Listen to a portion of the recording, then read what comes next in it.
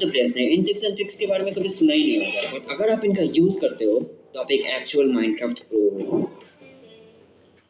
अगर आप माइनिंग करने दिन में जाते हो तो ये आपकी सबसे बड़ी गलती है, बिकॉज माइनक्राफ्ट की कोडिंग कुछ इस तरीके से की हुई है कि एक सिंगल प्लेयर वर्ल्ड में एक टाइम पर 20 मॉब्स स्पॉन हो सकते हैं, चाहे दिन का वक्त हो या रात का वक्त हो। सो दिन के वक्त लैंड पे तो मॉब्स स्पॉन नहीं हो सकते, इसलिए सारे के सारे 20 मॉब्स केव्स में स्पॉन होंगे, जो कि आपकी केव एक्सप्लोरिंग एंड माइनिंग को और डेंजरस बनाएगा। इसलिए रात के वक्त माइनिंग करना इज बेटर ऑप्शन, बिकॉज आधे मॉब्स जमीन पे स्पॉन होंगे और आधे मॉब्स केव में।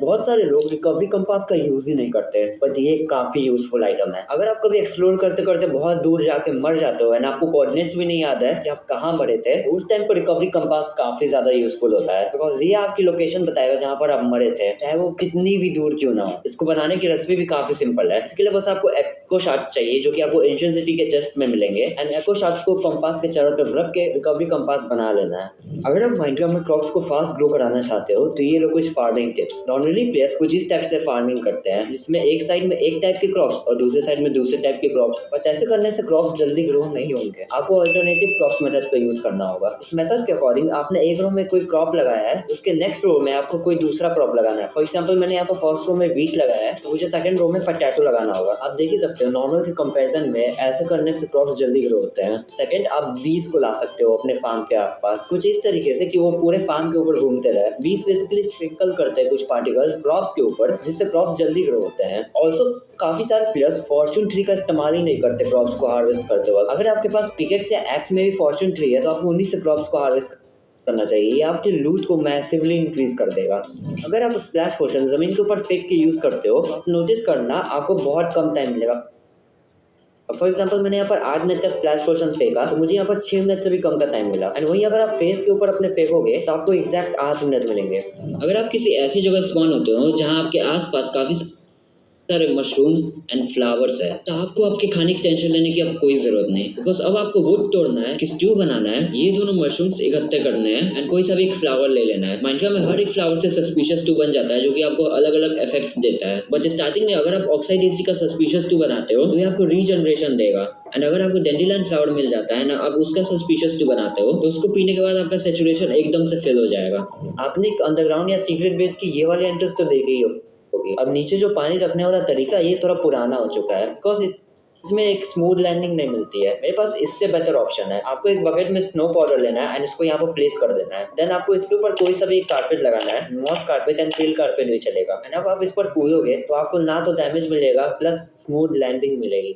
अगर आप एंड सिटी एक्सप्लोर करने गए हो एंड वहाँ पर एंड सिटी लूटते लूटते आप काफी दूर तक आ चुके हो, आपको ये तक नहीं पता कि आपका पोर्टल किस तरफ था, तो इस टाइम पर अब आपको एक नया पोर्टल ढूंढना पड़ेगा। तो आपको जल्दी से जल्दी पोर्टल मिले इसके लिए आपको बस अपने ब्राइटनेस को 1 पे रख देना है। यस, मैं मजाक नहीं कर रहा, बिकॉज ब्राइटनेस 1 पे रखने से आपको पोर्टल दूर से ही हाईलाइट होते हुए दिखेगा। फॉर एग्जाम्पल आप यहाँ देखो, आपको पोर्टल दिखाई दे रहा है, एंड अब आप देखो आपको वहाँ पोर्टल दूर से ही हाईलाइट होते हुए दिखाई दे रहा होगा। इस ट्रिक का यूज करके पोर्टल मिस होने के चांसेस तो एटलीस्ट 0 हो जाते हैं। अगर आप भी एनविल में अपने टूल के ऊपर इंचार्टमेंट लगाने जाते हो एंड वहाँ पर टू एक्सपेंसिव लिखा आ जाता है, तो इसका मतलब बस यही कि आपने आपकी टूल को अच्छे से इंचार्ट नहीं किया है या फिर आपने कुछ ज्यादा इंचार्टमेंट लगा दिया। अब इस प्रॉब्लम से बचने के लिए आपको इंचार्टमेंट करने का प्रॉपर वे यूज करना पड़ेगा, जिसे प्रो प्लेयर्स यूज करते हैं। सबसे पहले आपको अपने आर्मर या टूल जिसको भी आपको इंचार्ट करना है, उसको एक बार इंचार्टिंग टेबल में ले जाके चेक कर लेना है कि उसमें कोई मैक्स लेवल इंचार्टमेंट मिल रहा है कि नहीं 30 लेवल पर। अगर मिल रहा है तो लगा लो, नहीं मिल रहा है तो आगे का प्रोसेस फॉलो करो। देन आपको विलेजर से ट्रेड करके सारे बुक्स ले लेने हैं जो कि आप अपने टूल या आर्मर पे लगाना चाहते हो। सारे बुक्स मैक्स लेवल के ही होने चाहिए ताकि आपको दोबारा इंचार्ट ना करना पड़े। सारे बुक्स को एक एक करके पेयर कर दो। ध्यान रखना सभी बुक्स को एक साथ पेयर मत कर देना, वरना ये वर्क नहीं करेगा। पेयर करते वक्त एक बात का ध्यान रखना कि आगे पीछे बुक्स को करके देखते रहना कि किसमें कम एक्सपी लग रही है। और सब कुछ मैक्स लेवल की बुक्स होता है जिनको आप एक साथ कंबाइन करोगे तो आपकी ज्यादा एक्सपी यूज होगी। फॉर एग्जांपल मैंने यहाँ पर सोल स्पीड और डेथ स्ट्राइडर को एक साथ कंबाइन किया, मुझे 12 एक्सपी देने पड़ेगी। बट वहीं अगर मैं इस बुक को बेंडिंग या अनब्रेकिंग के साथ कंबाइन करूँ, मेरा काम कम एक्सपी में हो जाएगा। अब सभी बुक्स पेयर हो चुकी है तो आप उनको एक एक करके अपने आर्मर के ऊपर लगाते जाओ। मान लो कोई एक बुक पेयर नहीं हो पाया तो आप उसको सिंगल भी ऐसे लगा सकते हो। इस प्रोसेस का यूज करके आपको टू एक्सपेंसिव वाली प्रॉब्लम तो आएगी ही नहीं, ऑल्सो आपके काफ़ी एक्सपी भी बचेंगे।